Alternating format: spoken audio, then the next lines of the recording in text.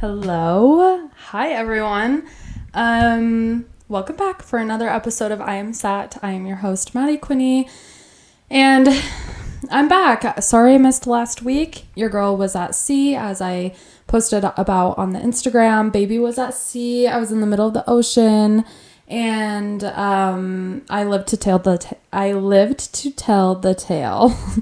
I'm back. Safe and sound, no catastrophes, thank God, and we're back. It is a Sunday afternoon, and I'm just going to be so candid with you. Whoa. Your girl's gonna pop open a beer. We're gonna get comfy over here. So if you don't mind, I'm gonna give you a little bit of like a open a cold one with the boys at ASMR. Is that even the saying? I don't fucking know. Nor do I care. I just want this. So, lovely.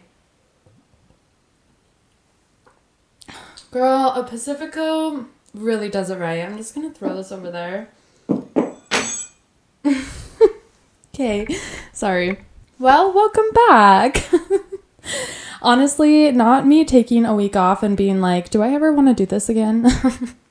I know I think it was my first few episodes I said that I really didn't want to just give up on this thing. And here I am, I think episode 6, actually considering if I'm cut out for this and if I should just give up.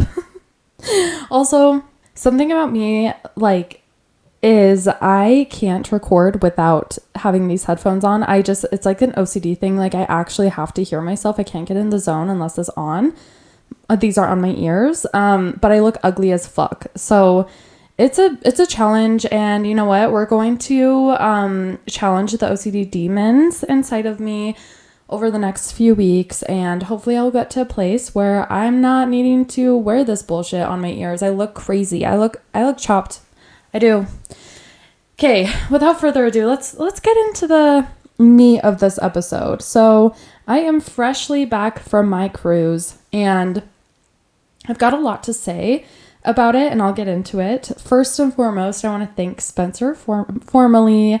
If he's listening, I don't know if he is actually, but if you're listening, thank you for being on the episode last week. I hope you guys liked it. He was a little shy at first, and honestly, after having him on the pod, it kind of clicked with me. I was like, wait, actually being on a podcast is so scary. I've been doing this for a while now, and also I just think I'm delusional, so this doesn't faze me anymore, but it's a big deal. It's a big deal, and it's scary, and having your voice and your opinions and everything go out into the universe, that's scary. That's creepy, and why am I doing it? No, actually, what am I doing? You know what? Whatever. Life is too short, and we might get hit with a nuke tomorrow, so who the fuck cares? I'm just gonna do this thing because it's fun, I think, sometimes. No, I've said this before. This is the fun part. I hate editing.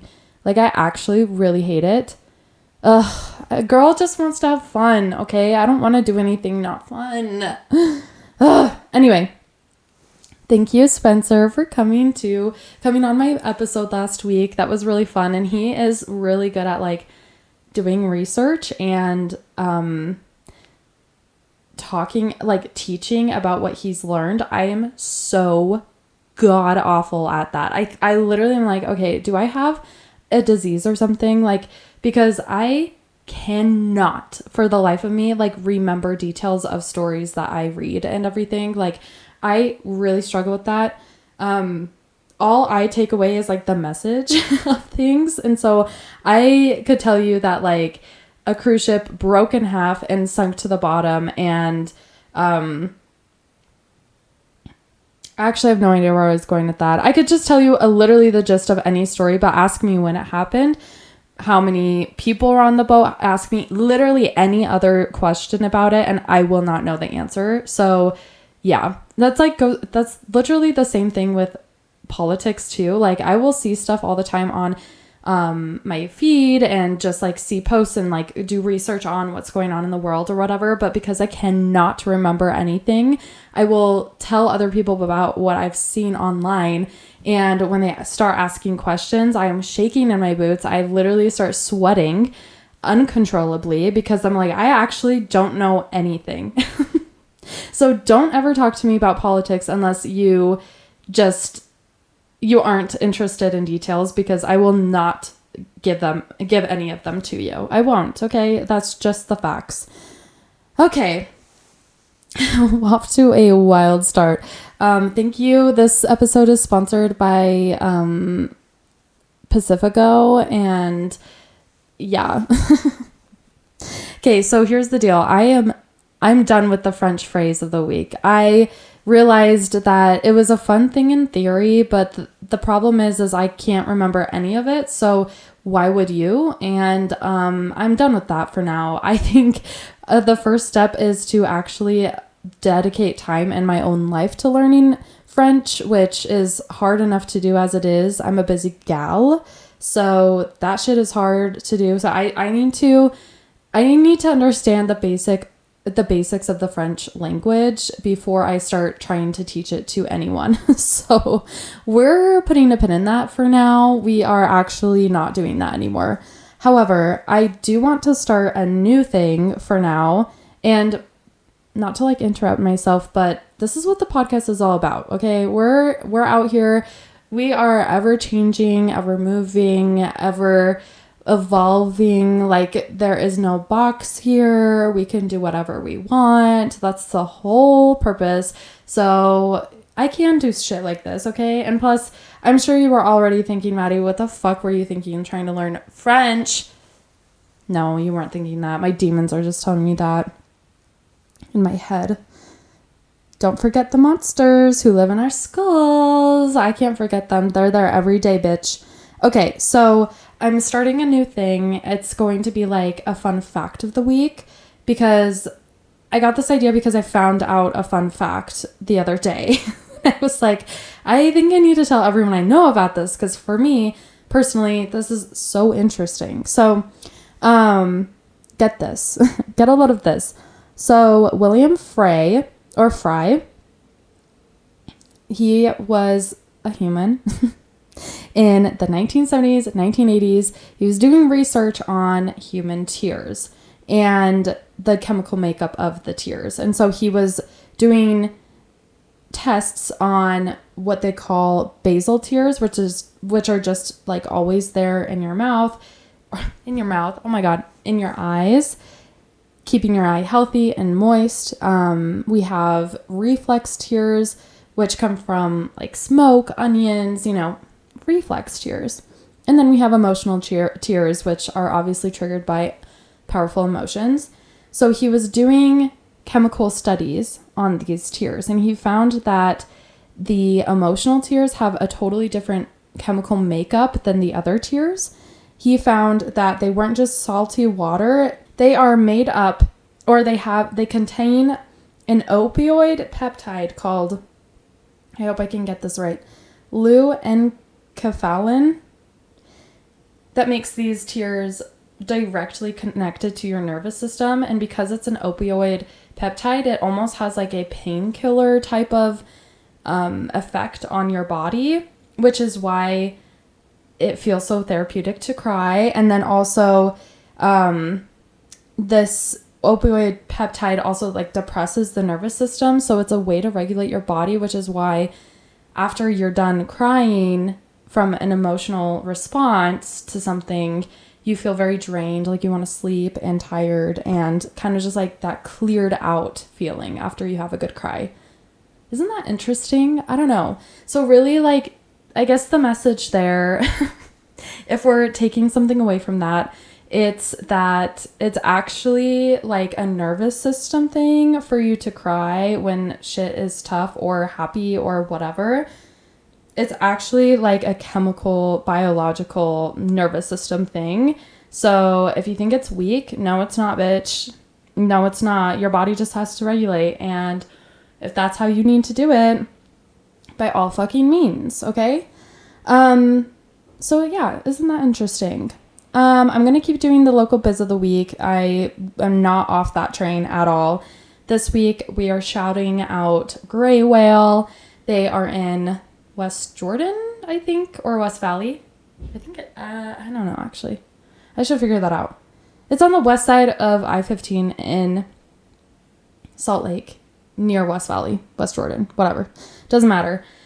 Anyway, it's like a record, DVD, CD. Like, it's like a one-stop shop for, like, all things records, DVDs, books, posters. Like, there's so much shit that they sell.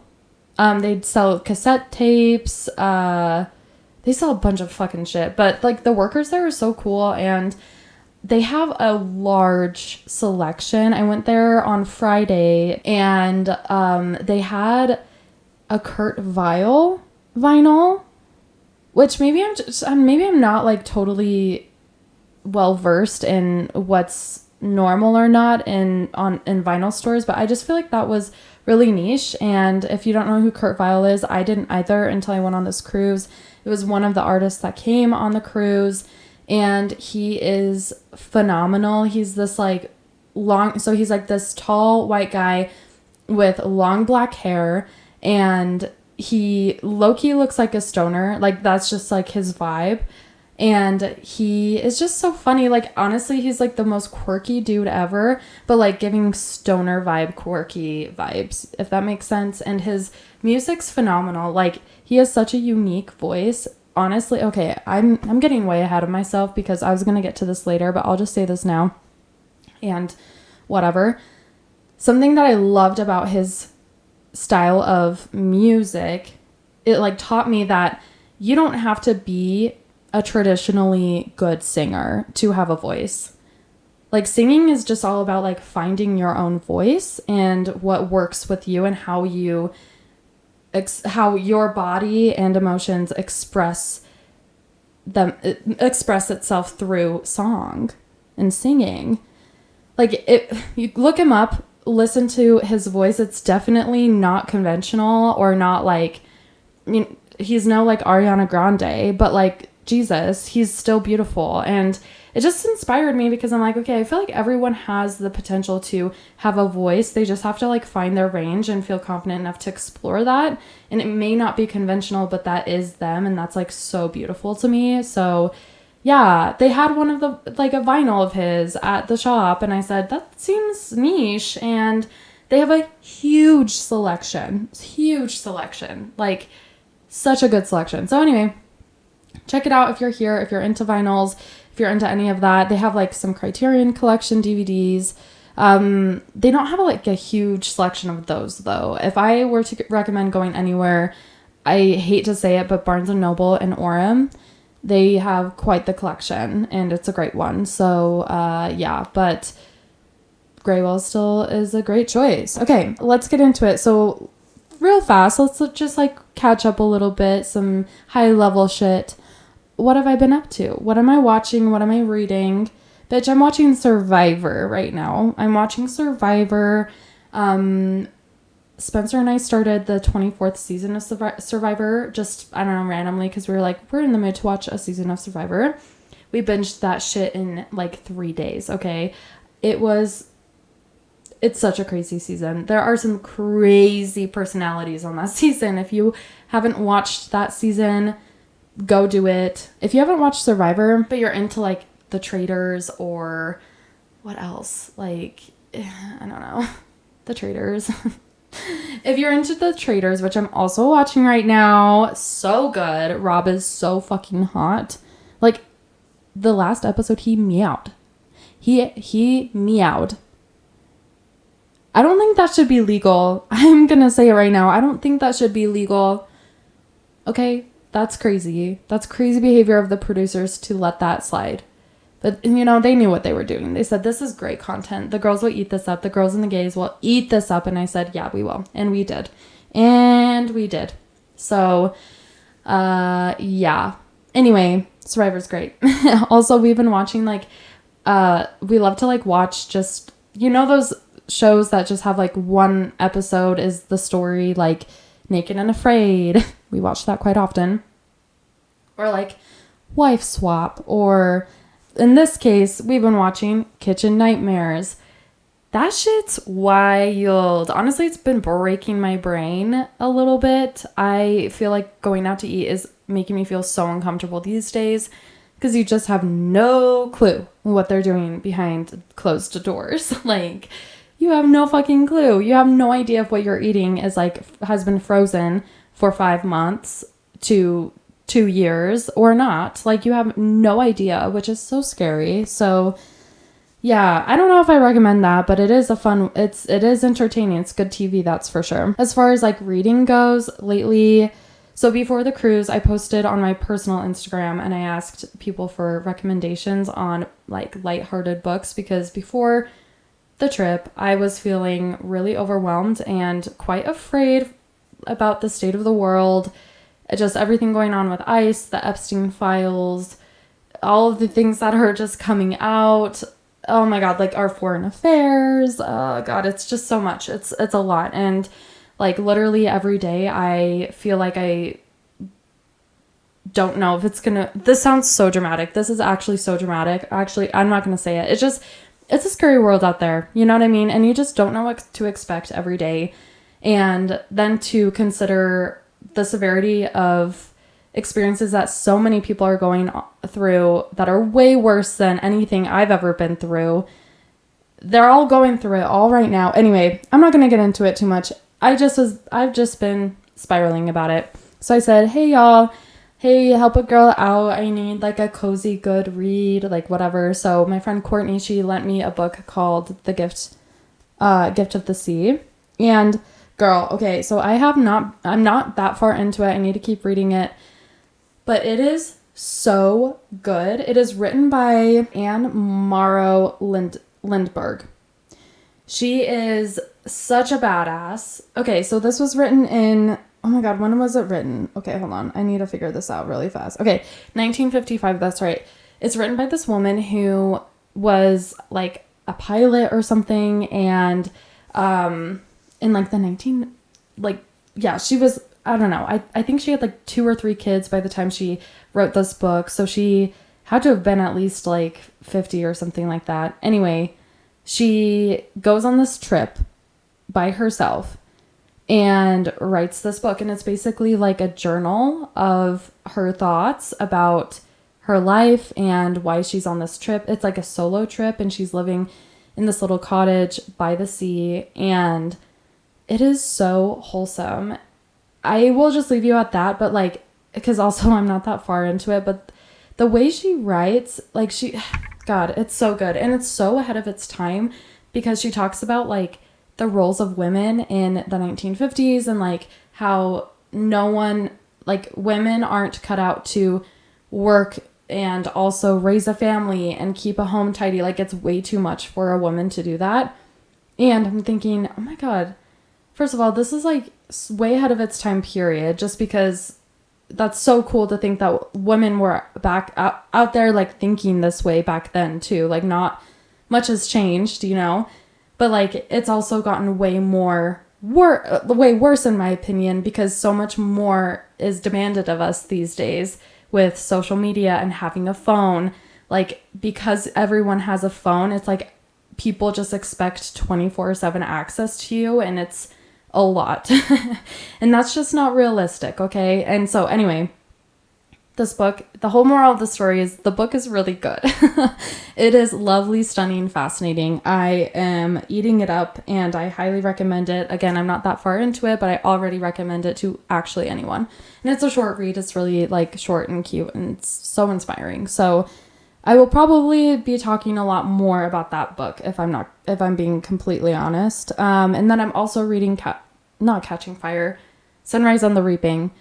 Very, very opposite polar ends of the spectrum types of books I'm reading right now. Like, last night I actually could not fall asleep because I was reading it, trying to at least, and you know, like fucking machines from the Capitol are slitting the throats of children in the arena, and I said, I can't actually, this is not a cozy bedtime story. I need to finish that book immediately so I can get on with my life. But it is really good and has hella themes of what's going on in today's world, which is so cool. So, and I'm just a hoe for the Hunger Games world universe. Love that shit so much. So anyway, that's a little catch up, a little, I mean, what? We're 20 minutes in, a little introduction to this episode, if you will. But I want to catch you all up on the cruise experience. It genuinely, low-key, changed my life. I honestly didn't know. I've been following and listening to Modest Mouse. Okay, sorry. I think, let me back up. This cruise was hosted by the band Modest Mouse. And it was like a festival cruise. So we had Modest Mouse, Mannequin Pussy, Kurt Vile and the Violators, Blackheart Procession, Caliphone, Tropical Fuck Storm. I think I got everyone. Oh, and Ugly Casanova. If you know, you know. Ugly Casanova is like an OG, sister band to Modest Mouse. If you didn't know that. But and they only have one album, and so the fact that they were playing live is actually so crazy because they don't do that. So it was a really cool niche experience. But anyway, the whole cruise was hosted by Modest Mouse and bands.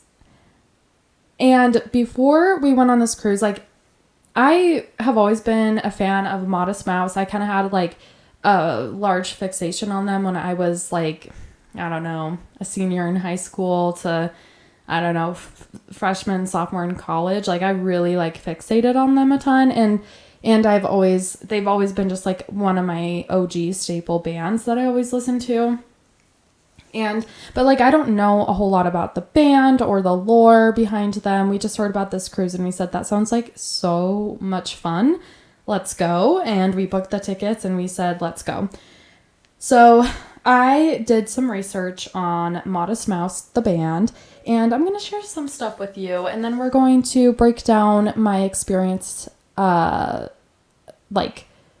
the cruise and my takeaways and just things that I learned and everything. So, if you don't mind, I will just get right into it. I've got my notes here. So yeah. Okay. So Modest Mouse is a Pacific Northwest band. They are from Issaquah, Washington, which is right outside of Seattle, I guess. And the band was established in 1993, which is kind of crazy. Isn't that nuts? They were established, that was their heyday, the 90s. I just love that. I love learning that. I don't know. And then having bands who were popular in the 90s come back, I don't know, come back later. I don't know. That's just art, and I think it's really cool. So, they formed the band because the lead singer / guitarist, Isaac Brock, he's a quirky motherfucker. He is, he's a character. He's cool. He met Eric Judy while working at a local video store. Eric is the bassist, and then they later met Jeremiah Green at a heavy metal show. So that was the band. Jeremiah, Eric, and Isaac. And they started the band. Eric, the bassist, was a part of the band until early 2011, 2012. He left because he had a family and the tour lifestyle was just a little bit too much, which, not gonna lie, being on this cruise made me really aware of that type of lifestyle and how actually hard it would be to be a rock star or someone in the public eye whose living is to do that. I don't know. I don't want to get too much on a tangent, but I did watch an interview recently with John Mayer and Sierra Farrell. If you haven't seen it, I'd recommend it because it's really interesting, but not in a fun way. I hated the way John Mayer was treating Sierra Farrell. It was making me feel so icky and weird. But anyway, they were talking about the lifestyle of an artist and how much pressure it is and how much time it takes and all of that. and how much energy it takes from you to just like get ready to be on stage and then decompress off, and by the time you're decompressed you have to go back on, and it's like you're just constantly living in this bubble of a world and you don't really get to experience life. And it's anyway, the cruise made me think about that kind of stuff a lot, and so I don't blame Eric Judy for leaving that lifestyle behind, because it would be hard. And if you had a family, yeah, like fuck that. Okay, anyway, Jeremiah Green, the founding drummer, was in the band until 2003, returned 2004, and then died actually in 2022. Oh my God. Why does that sound so weird? 2022.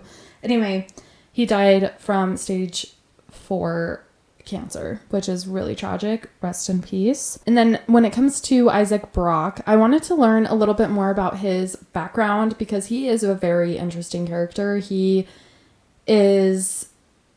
just quirky, man. He's quirky. And I learned on the cruise, like, that's kind of what it seems like the band's MO is, to like embrace like authenticity and quirkiness and just differences, which is so cool. Obviously, you guys all know that I am obsessed with that message, and it makes sense seeing him on stage and just like hearing him talk and stuff. Like, he's just a quirky dude. And he was born in Helena, Montana, and then moved to Washington at the age of 11. And he was homeschooled early on, but there are records and like talks of him, you know, having like unstable housing, kind of growing up in unstable conditions, and maybe even living like in a shed near his family's house. So yeah, he grew up in like pretty rough conditions from what I have researched, which again I love. And a lot of their music is very grounded and like anti-establishment. If you don't mind, I wasn't planning on doing this, but I want to share some lyrics from one of their songs called Lampshades on Fire. Oh, it's so good. Okay, this verse is about just like the state of the world and like nature of the world and the way that we as humans treat it. While the lampshade's on fire and the lights go out, this is what I really call a party now. While fear makes us really, really run around, this one's done, so where to now? Like, talking about the world and what we've been doing to it. Our eyes light up, we have no shame at all. Well, you all know what I'm talking about. Shaved off my eyebrows, let them fall to the ground, so I can't look surprised right now. Pack up again, head to the next place, where we'll make the same mistakes, burn it up, or just chop it down. This one's done, so where to now? It's just like, like, it's got like just that type of vibe, like a lot of their music, and I fucking love that shit. I fucking love that shit. It's so cool. And I feel like with someone who grew up in humble conditions would write music about that, and I just relate to it, and I love it. I love it so much. I love them. I love Isaac Brock. Honestly, he's just such a cool dude. Reeling it back, they started in 1993, had their initial rise in like the late 90s, early 2000s, and really like the song that broke it for them was Float On. You guys know this song. That's like, am I really about to sing? It's like, we all float on, okay. Yeah, we all float on, okay. You know the one. It really became their like first mainstream hit in 2004. So that's kind of when they got like actually really popular. Right now they have over 4 million monthly listeners on Spotify, which is wild. That is so crazy. And that's just on Spotify. That's so crazy. And right now they're living in Portland, Oregon. They have a lot of like DIY type sounds in their music, and it was so cool watching them play live. They have a percussionist, and the types of instruments he was using were wild. Like, it was so fascinating to watch, and like so many maracas, like shakers, literally like he was like had a handful of drumsticks at a point, just like dropping them on a wood block like over and over again, like so many cool types of instruments or things that they use as instruments. It was so inspiring and so cool. So if you don't listen to them, or if you do but don't know a lot of them, highly recommend. If it's not your vibe, that's totally fine. There is a song of theirs that is like my new favorite song right now. I can't stop listening to it. It's called Spitting Venom. They, at their first show, which was, so we got on the ship on a Thursday and then left on a Monday morning. On Friday, it was their very first like real show that they were playing. And at the end of the show, it was just like, okay, first of all, it was such an intimate experience because it's not like we were in a huge, I mean, we were on a pool deck on a cruise ship, so there were a lot of people, but it wasn't like that many people. And then also it was cool because we were all experiencing this with the band also. Like the bands were also having an experience themselves. And so it was just like such a cool, it was so cool. And like when they would play, it felt just like, how do I even describe it? It honestly almost felt like you were, okay, I hope you can catch the vibe. It wasn't this intimate, but it was along the same lines. You know, when you are at a bonfire in high school or something and someone brings a guitar and they're playing and you like request a song and they play the song and people are just like singing or whatever, it kind of had that vibe. Like Modest Mouse, they had a set list for this first show, but they also were like just kind of off the rip, like just doing shit. And at the end they were like, hey, do you want Spitting Venom, or I think it's called Doing the Cockroach. I think it's called Doing the Cockroach. Sorry if I got that wrong. They let us decide as a crowd, and so the crowd chose Spitting Venom, and that live, oh my god, I'm like getting emotional. It's crazy because when you listen to the recorded version of it, it doesn't even do it justice. Like, but it live was so fucking cool. It was so fucking cool. They like Isaac Brock started off with like a banjo and it was dead silent. And imagine dead silent in the ocean. Like, you guys, it was so cool. And like it picks up, it's just him and the fucking banjo for like the first bit of the song, and then it picks up into like a more heavy like rock vibe. Anyway, it was just so cool to see that shit live and be on the ocean in a boat. I kept thinking, I was like, what the fuck? Like, do the fish beneath us, like, do these guys hear this? Like, is this some like Little Mermaid type shit where you're like, the fish are actually like up like above the water, like watching, like trying to get up on the boat? Like, I would do that if I were a fish. It was like so cool. That's such a stupid thing to say, but it's true. I kept thinking about that. I'm like, this is wild. Like, such a crazy setting and environment to see live music like this. Anyway, so that's a little bit about the band. They are our Pacific Northwest indie kings. Like, truly amazing. Loved them. They're so good. They're so good. And they'll be at Kilby Block Party this year. And if you're listening and you are going to that, hopefully their show doesn't conflict with like another really good show or artist, because seeing them live was like, they are so fucking good. And they're like, they've been playing music for so long, like 30 years, you know? Like, they are so perfect at their art. Oh my god.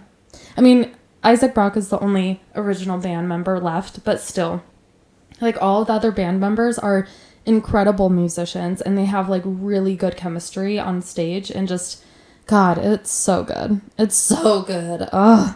And there's certain songs too that Isaac Brock sings with like a fucking megaphone, and it's just, it just like scratches an itch. I don't know how else to say it. Seeing them live scratched an itch. Like, it inspired the fuck out of me. Anyway, okay, so I'll tell you all about this cruise now. I mean, I've been talking about it the whole time, but let me dive in a little bit more. So Thursday we got on the ship and we're excited. None of us know, like, you can tell. And also too, when you're on a cruise ship, like, I don't know if any of you guys listening have been on a cruise before, but I feel like it's pretty common that when you're on a cruise, like, you just kind of like talk to people because you're all on this boat, you're all in this together. Like, it literally felt like summer camp vibes, you know, we're all in this together, and it just seemed like no one really knew what to expect, nor did the bands know what to expect, which was honestly kind of like the coolest part of it all. Like, we all were just in this new experience together, because also too, like, from my understanding, these types of cruises are pretty new in the making right now. Like, this is kind of a new development these days where bands are hosting cruises and like doing like a festival on a cruise ship. So I think they were like actually one of the first bands to do this. So no one knew what to expect, okay? And the first night, Portugal the Man was there too. I meant to mention that. The first night, we didn't get to see Modest Mouse because the show got canceled due to rain, but we did end up seeing Portugal the Man that night, and it was interesting to watch the evolution because these bands would play multiple times throughout the cruise.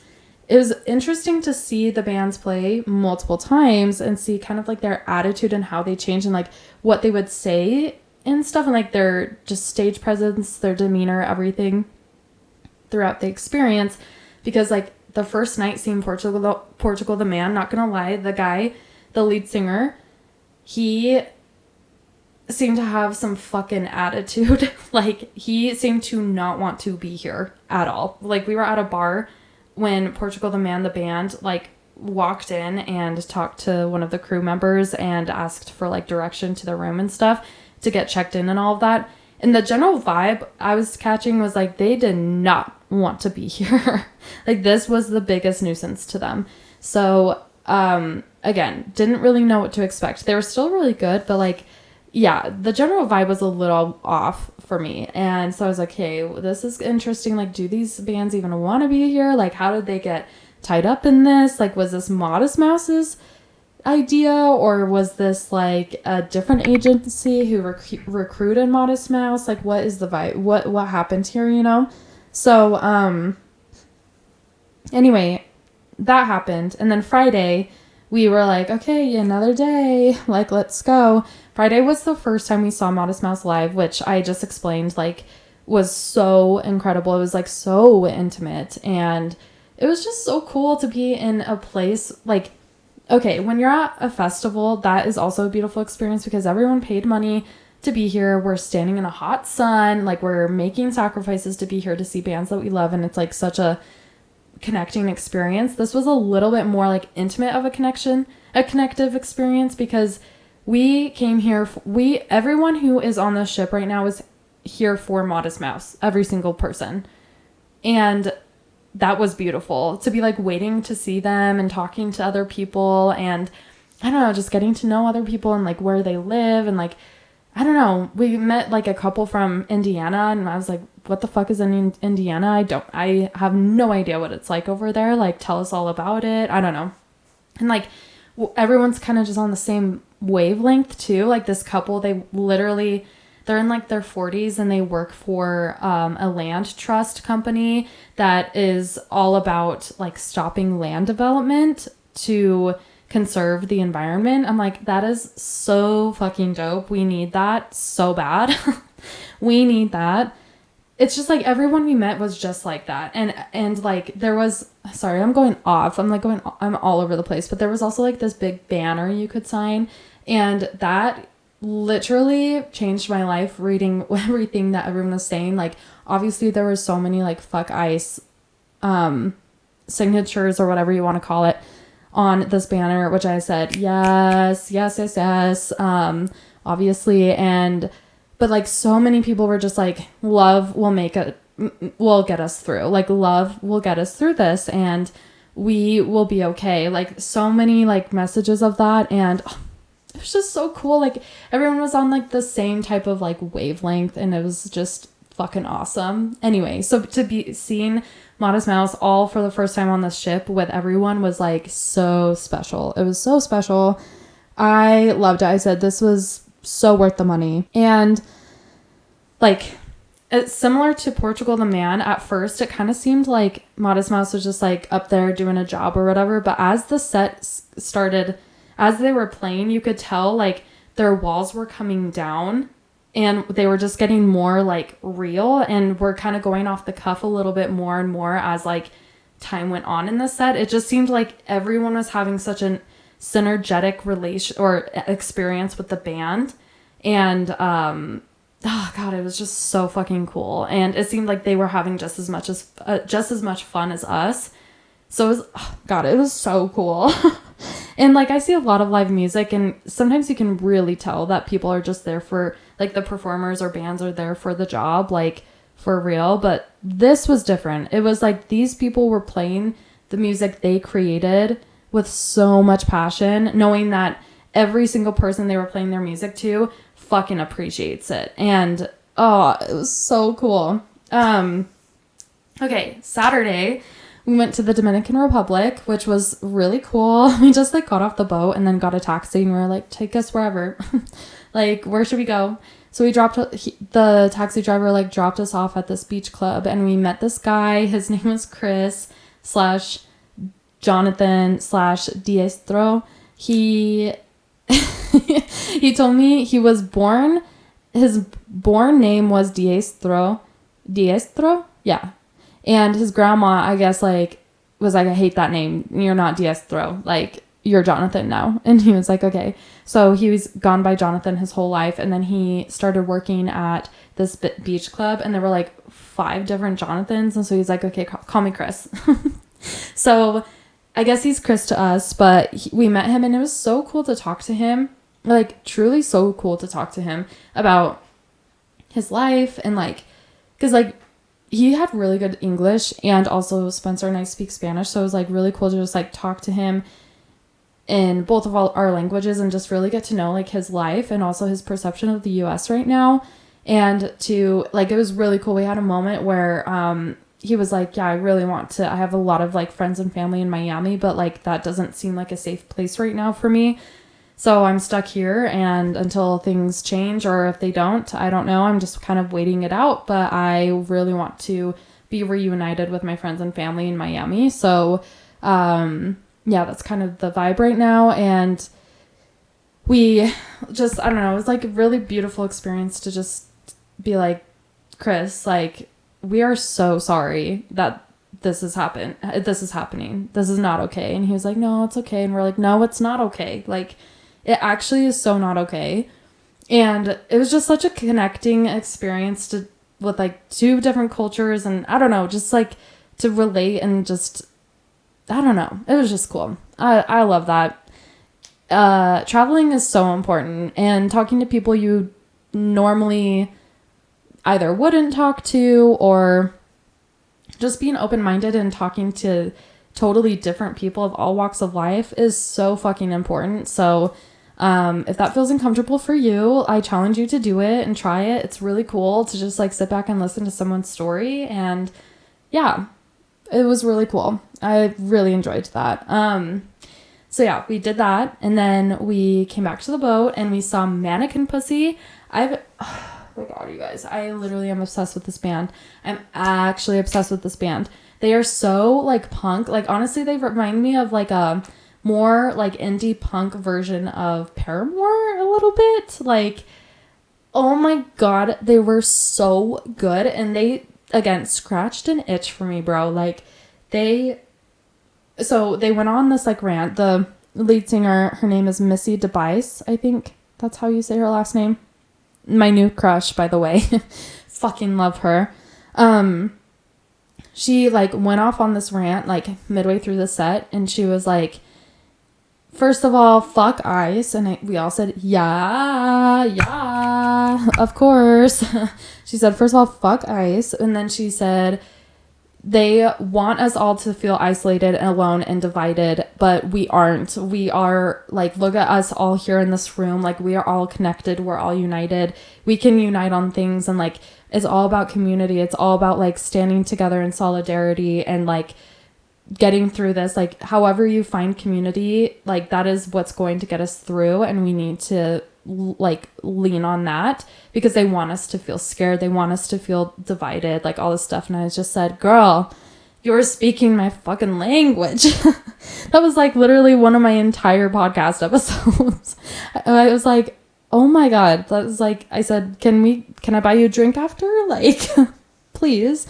It was just so cool. And like their music is so anti-establishment and very like ragey. And God, it was so good. It was so good.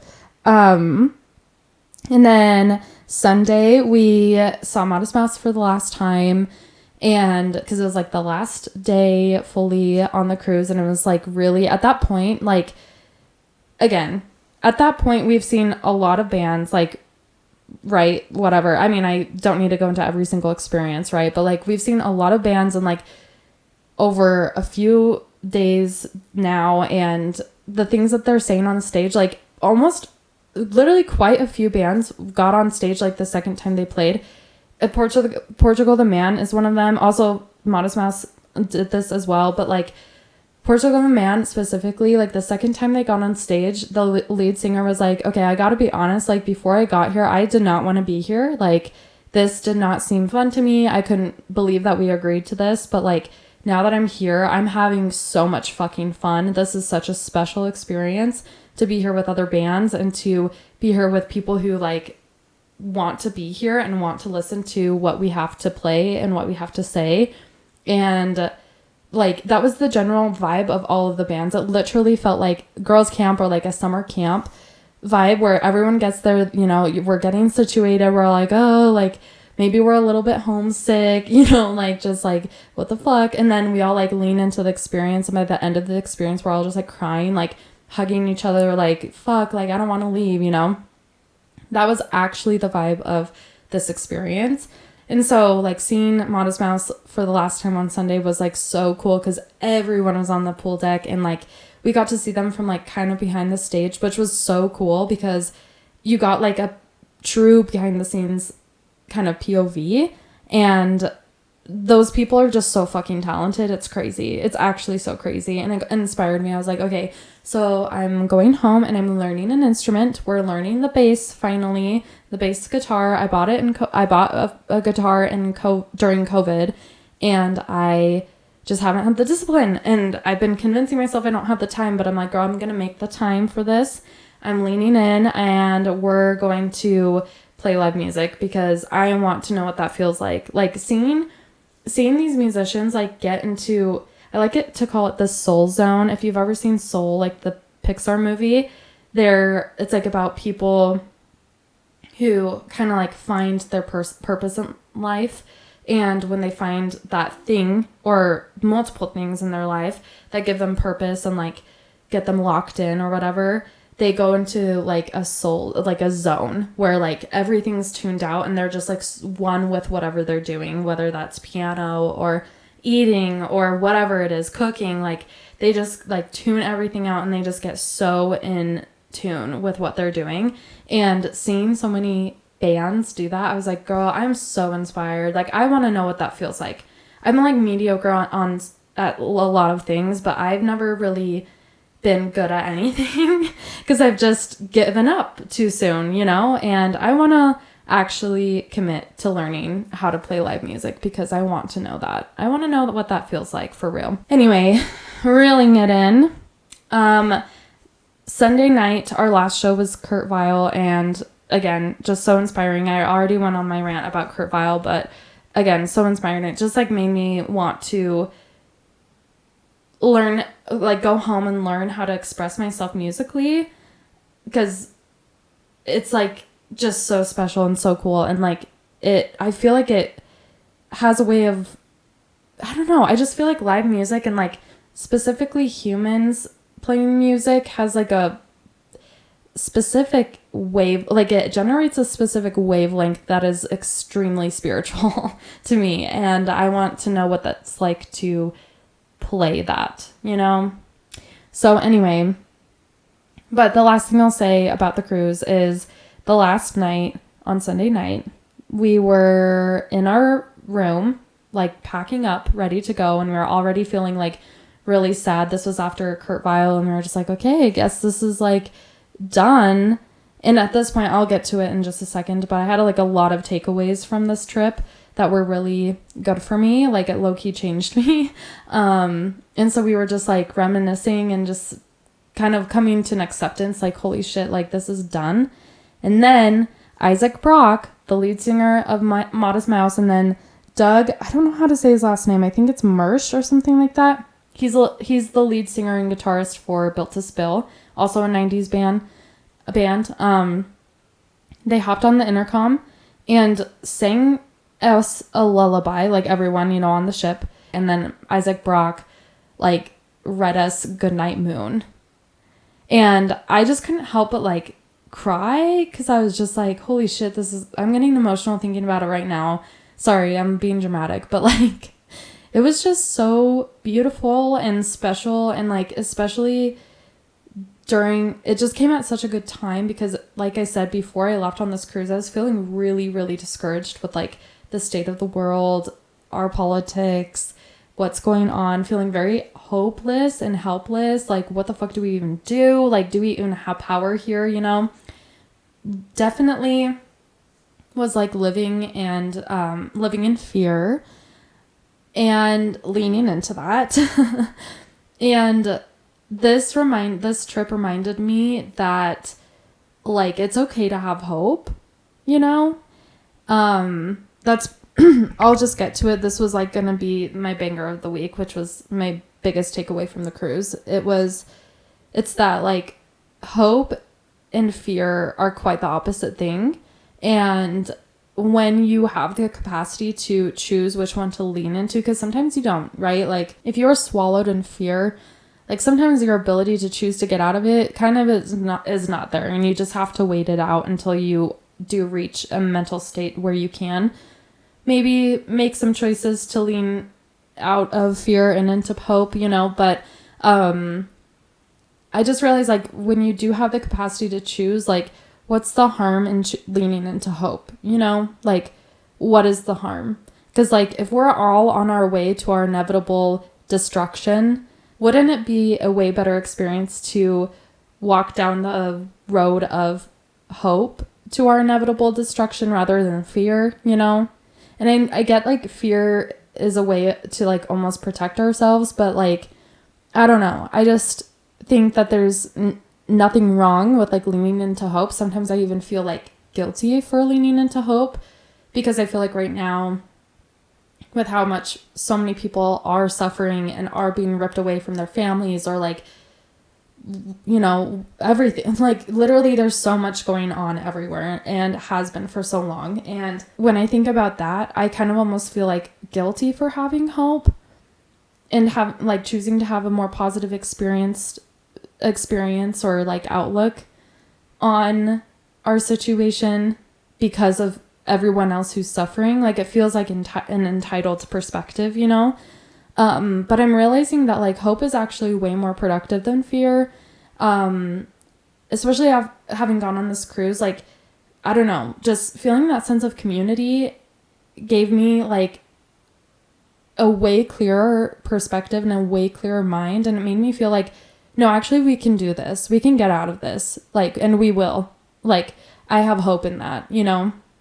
And if we don't, at least we'll go down together, you know? Like, I don't know. That sounds kind of dreary, but it's the shit that I think about, okay? But yeah, I just, like, realized, like, community is really essential for our survival, and, like, because it brings us hope, and we need hope in order to survive this shit and survive our life, you know? Like, and whatever gives you hope, like, lean the fuck in.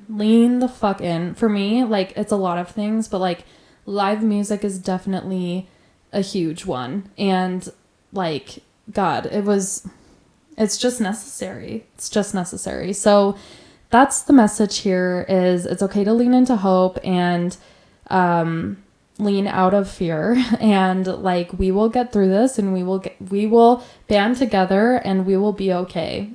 God willing, we will be okay. All right, that's pretty much all I have for you. Thank you for listening to my rants and my experience on the cruise. Again, I know I said this on my personal Instagram, but like, I know it's so kind of trivial to like have such a life-changing experience from something as stupid as an American cruise. But hey, whatever will get you there. You know, it doesn't even fucking matter. It could be playing fucking Animal Crossing. If that gives you hope, like, then that matters, and lean into that. Lean into it. So I love you all. Thank you for listening, and I will sit with you next week. Bye.